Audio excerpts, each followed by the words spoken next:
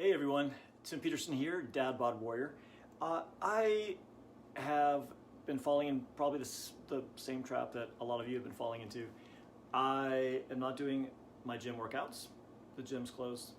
And I absolutely hate doing home workouts. I love going to the gym. I love the energy of the gym. I love working out with buddies and friends. And that's not what's happening now. So guess what's happening? I feel it. I feel like I'm not pumped up. The weight's going on just ever so slightly. So what can you do if that's happening to you? So what I do on a regular basis is I try to do intermittent fasting. So first, what is intermittent fasting? Intermittent fasting is a period of time where you don't eat. So it's kind of an easy, kind of diet thing. It's just you don't eat for a certain amount of time. So I wanted to go through that, and it's just a period of ideally it's 16 to 18 or even more time where you're not eating. So for instance, last night, looking at the clock, it was 7 o'clock when I finished up dinner. And so at I guess 1 o'clock-ish was about 16 hours. So now we're almost headed to 3 o'clock. I'm gonna make it to 18. And what I do to distract me is I plan things during that time. So I've had Zoom meetings, I've had calls, I've had other things going on, so it just totally distracts me from wanting to eat because I do get hungry. It's not like this is easy. It can be something that is difficult to do, especially if you've never done it before. So the first thing that you can do to build up to it is just go 12 hours. So if you eat at 7 o'clock at night, don't eat anything in the evening, which is sometimes, depending on what you're eating, not a good time to be eating anyway when you're getting ready to go to bed. And then wait until 7, 8, 9 o'clock the next morning. Already you've got 12, 13, 14 hours where you've not eaten. And so the benefits of that is that your body has enough energy and fat stored in it to be able to survive. So it's not like, oh my God, I'm gonna die because I didn't eat breakfast, I didn't eat. And what can happen when you start hitting that 14, 16, whatever hours, your body goes into a state of autophagy. So autophagy is when your body starts burning old protein, old cells, fat cells, even cancer cells. They have, however they do it, they've proven that the body will eat those things up as energy. So when you do those extended fasts, the longer you go, the more you go into this state of autophagy. And if you want to hear more about that, there's a Dr. Fung, who is a kidney doctor, and he can't remember the name of what that is right now. Not important, but he talks about fasting and how it's great for diabetes, and it's just a healthy way to lose weight, to get your blood sugars normal, to do that process and get into that process of autophagy and even ketosis. You'll slightly go into ketosis, which is where your body is burning fat if you're not already doing keto and doing that diet. So why I wanted to talk about this is what can happen to me is I do get so hungry and I'll come off of a call and okay, great, it's time to eat. And I do the same thing that I do when I go shopping. I come home and I'm in the bags and I'm opening up everything and trying everything. So what I'll do is I'll go to the fridge and I'll just start opening. I'll have a piece of cheese. I'll have some cottage cheese. I'll grab some dip, and I'm doing vegetables and dip, and I'm just going crazy. And what'll happen is I get a stomachache because now I'm just eating all this crap, and it's still on the healthy side, but I'm eating a lot of it and I'm eating it fast, and I haven't been eating anything. So the best way to come out of that, for me, is to do something like bone broth. I know it's showing backwards, sorry. So bone broth is a really good segue into starting to eat more. And part of that is because I basically have been on a liquid diet now since I stopped eating last night at dinner. So what can I have? Thank God, coffee is still something that you can have. And if you're not a coffee drinker, you can go the tea route. Green tea is amazing. So in this whole process, still you can have your coffee, you can have your green tea, you can even have sodas. Zevia is one. it does not spike insulin. You want to do things that don't add nutritional value to you and are not spiking your insulin. This is just sweetened with stevia and has natural flavors, and there's no carbs, the nutrition is 0 all the way down. Coffee, same thing. Coffee with stevia, tea with stevia. Dr. Fung will also says that you can have a little bit of fat. So I follow a keto lifestyle, so I put whole cream in my coffee.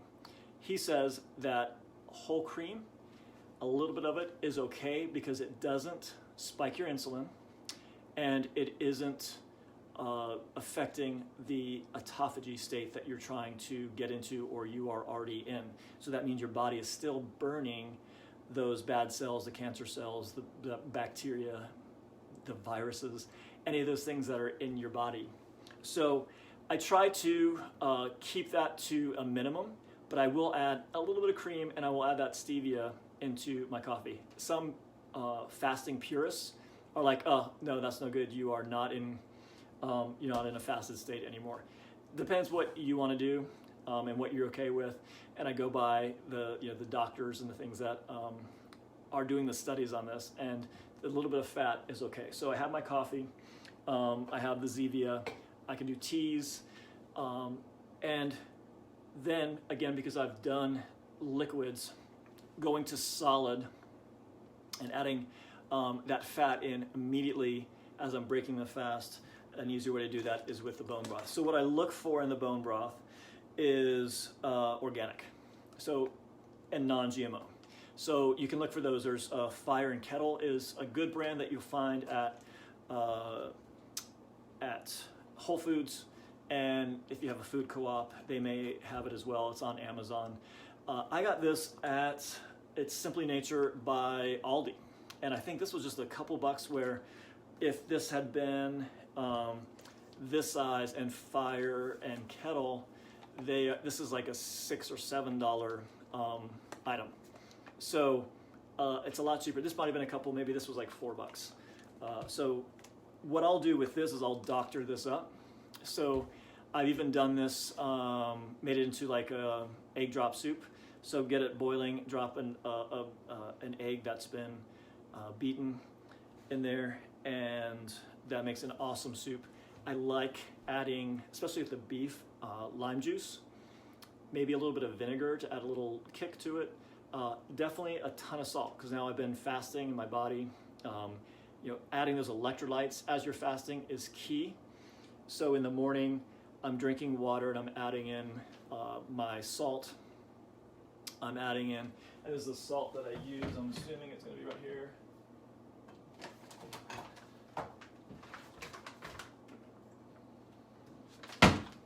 Yeah, you can do your pink salt, and I'm using Redmond Real Salt, and it comes from, it's an unrefined mineral salt, and it's from here in America. I think it's like out in, where is it from? It's Utah.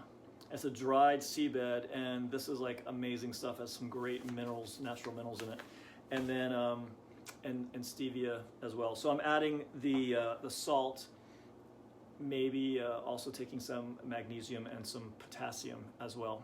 And I do have some trace mineral drops that I can put in there. So when I'm doing the bone broth, again, it's very lacking in salt. I am not afraid of salt. The white powder you used to be afraid of is sugar. All my blood work is great. I'm not hypertensive, and having the salt, again, over long periods of time, coming from Dr. Fung, who's been studying this, and Dr. Barry, who studies this, salt is not the issue. We've been taught to believe that. Check with your doctor. I am not a doctor. I'm not giving you medical advice, but from my experience and from going from the information from those doctors, salt, especially when you're fasting, is good for you.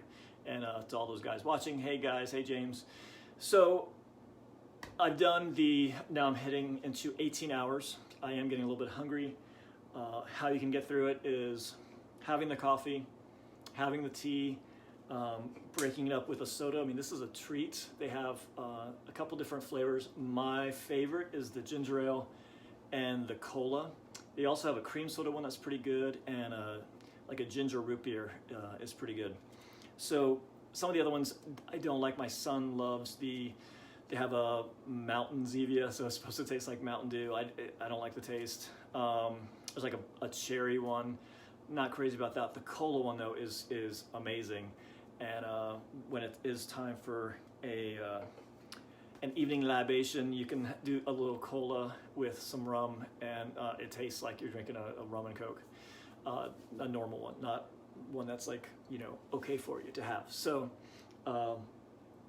there you go. If you guys have any questions on intermittent fasting, guess what? I'm here.